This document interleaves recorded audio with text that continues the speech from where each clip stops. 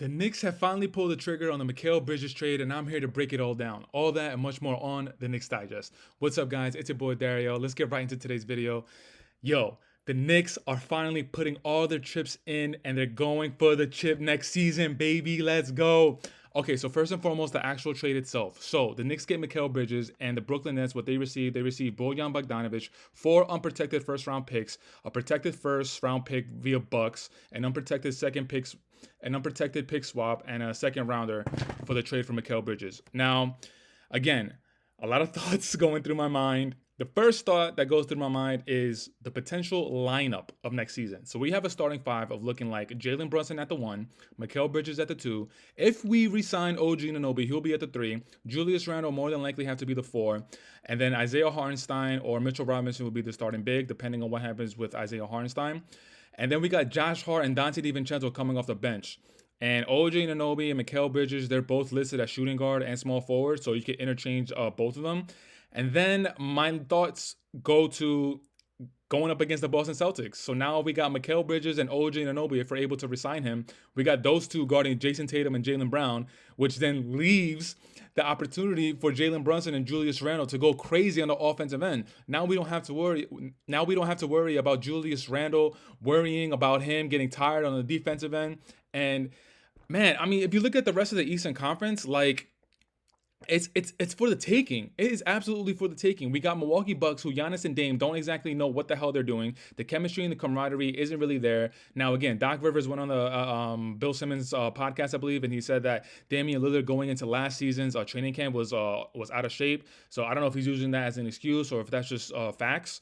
But that was part of the reason why it took Dame a while to get into the groove of things in the season. And then Giannis getting hurt like 2 weeks prior to the playoffs with his nasty calf muscle strain. And then Dame getting hurt in the first round, like the first 2 games against the Indiana Pacers in the first round. Like, the Eastern Conference, like I said earlier, it's out for it's for the taking. And the Milwaukee Bucks, like, even though Dame and Giannis are top 75 players of all time, but you still got to build that chemistry. You still got to build that camaraderie. And we honestly don't know if they're even able to play together. Like, when they were together healthy, it wasn't looking right. And it could be, you could point fingers towards the coaching. You could point fingers just towards the players. But to me, honestly, that's still a question mark between Giannis and Dame. And then we got the Philadelphia 76ers. The Philadelphia 76ers, with Joel Embiid always being hurt. Yeah, great. The rumors of Paul George being linked to the 76ers, teaming up with Joel Embiid and Tyrese Maxey, great. Paul George would probably be, in my opinion, I think he should be the third option, which we never really seen Paul George be the third option. He's always been 1 or 2, but I think Paul George would fit perfectly with Philly as Joel Embiid being the number 1 option, Tyrese Maxey being the number 2, and then Paul George being the number 3. The amount of pressure that Paul George is not going to have on his shoulders, he's never felt anything like that before. But going back to Joel Embiid, like, Joel Embiid is injury prone. He's a worse version of Mitchell Robinson. He's a better player than Mitchell Robinson, obviously, with the offensive skills, putting the ball on the floor, 3-pointer, post-up moves, looking like Hakeem the Dream, Olajuwon, whatever. But Joel Embiid is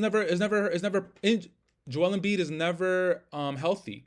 Like, Joel Embiid, we need to see a full season of Joel Embiid being healthy. And I'm talking about from game 1 all the way up until however far they go into the Eastern Conference playoffs. Okay, so we got Milwaukee Bucks and we got the Philadelphia 76ers out of the way. Then we always gotta give respect to Miami Heat. I don't care what the Miami Heat look like. I don't care if Jimmy Butler is literally about to leave and go to the Golden State Warriors. Until I see that bottom line on ESPN, until I see that bottom line on SportsCenter saying that Jimmy Butler intends to leave the Miami Heat and intends to sign with the Golden State Warriors, with the Philadelphia 76ers, whatever team. Until I see that, I'm always going to have respect for the Miami Heat. But looks like Jimmy Butler is going to leave, and within the last few seasons, I mean, last season, the Miami Heat had a really good season, but this season was just all over the place. Jimmy Butler literally barely played in the regular season, and then he did play in the play-in tournament, and then he hurt his knee, and then he was out for the first round, and then the Boston Celtics ending up mollywhopping the Miami Heat in 5 games.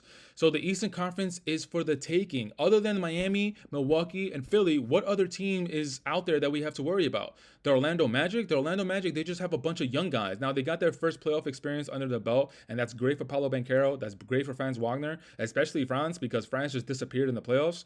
So Paolo Banchero, second year in the league, he made the All-Star team. Now he made the playoffs.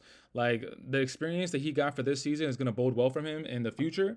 But the Orlando Magic, they're still too young. We still can't really take them serious. We still don't have to worry about them as much. So this, in my opinion, this just propels the Knicks, man, to the top of the line. Now, and this past season, if we had everybody healthy, Mitchell Robinson, Julius Randle, Jalen Brunson if he was healthy, Josh Hart, OG Anunoby, if we had all those players healthy, Bojan Bogdanovic, unfortunately, who's a part of this trade, so he's not going to be a part of the team anymore. But if we had all those players healthy for this season, for this run, I 100% believe that we would have gave Boston Celtics a run for their money. Now, I'm not saying we would have won. I'm not saying it would have been 7 games. I'm not saying it would have been in game 7. And I'm not saying we would have been down 4 or we would have been up 2 with like a minute and a half left. I'm not saying all that. All I'm saying is I 100% believe that we would have at least taken the Boston Celtics to game 6 of the Eastern Conference Finals. Instead, the Boston Celtics had a cookie cutter road. They ended up going against the Indiana Pacers and winning in 4 games. So Mikal Bridges, man, again, that lineup is crazy. This is like a stream of conscious right now. This is just I'm thinking in real time with you guys. So in other news, I guess this kind of puts to bed the whole Paul George being linked to the Knicks. I guess this kind of puts to bed Jimmy Butler being linked to the Knicks. So, like, there's something to say about, like I keep saying time and time again, there is something to say about chemistry and camaraderie. Leon Rose and Worldwide West, what they've done a masterful job of seeing what works, seeing what can they put around the thing that works, and what works is Jalen Brunson, Josh Hart, and Dante DiVincenzo, the 3 of Nova boys. And the whole season, we've seen how Mikal Bridges has been wanting to be a part of that team. He's seen the chemistry that Dante, Josh, and Jalen Brunson they have on the Knicks, and how they're having an effect on the Knicks organization. And it's Mikal Bridges across the bridge. He was like looking through the window and saying like just looking like he wanted to be a part of it. It was like a meme. It was like a live meme version. But man, Mikal Bridges, man, like this just if again, the key is if everybody can stay healthy. This is all well and good. This is all fine and dandy. But if we don't have everybody healthy, if Julius Randle ends up getting hurt, if Jalen Brunson gets hurt, if Mitchell Robinson or Isaiah Hartenstein, if we keep Isaiah Hartenstein and he ends up getting hurt, like this is only gonna work if everybody's healthy. Like if Julius Randle gets hurt again and we only have Jalen Brunson, Josh Hart, Dante, and Mikal Bridges and OG, that's that we're still gonna have questions. We're still gonna have questions to see like how we're gonna be able to get to the Eastern Conference Finals and who more than likely will face against the Boston Celtics. But if we have a whole cohesive unit, man, with Julius Randle and Jalen Brunson being able to roam free, not having to worry about the defensive assignments that they're gonna be that they're gonna have. Jalen Brunson at times having to worry about guarding Jason Tatum or Jaylen Brown. Same thing for Julius Randle at times having to guard Jason Tatum, Jaylen Brown, and then the foul trouble that they could get into. Like the possibilities are endless now. We have 2 solidified perimeter defenders. 2, in my opinion, definitely top 5, no question. Top 4, top 3 gets a little dicey, but I could definitely say top 4 comfortably. Mikal Bridges, OG Anunoby, Alex Caruso. I mean, Paul George. Paul George is like he's like 35 though, so he's getting on the backside of his career. So as far Alex Caruso, Mikal Bridges, OG Anunoby, like those are 3 of the top 4 perimeter defenders on the league, and we got 2 of them on the team. Like, man, it's I don't want to get too ahead of myself, man, but like depending on what we do for the rest of the offseason, and I also feel like we're not done. I feel like Leon Rose like and Worldwide West, I feel like they're still making some moves. The day 1 of the draft is tomorrow. I mean, we did give up 4 first-round picks. I mean, I think it's worth it, man. I think it's really worth it. Again, stream of consciousness. I'm talking my thoughts out loud right now. I think it's worth it, man, because of the chemistry and camaraderie that we're gonna see with these guys. Look at how much fun Josh Hart, Jalen Brunson, and Dante DiVincenzo they had with just those 3 players.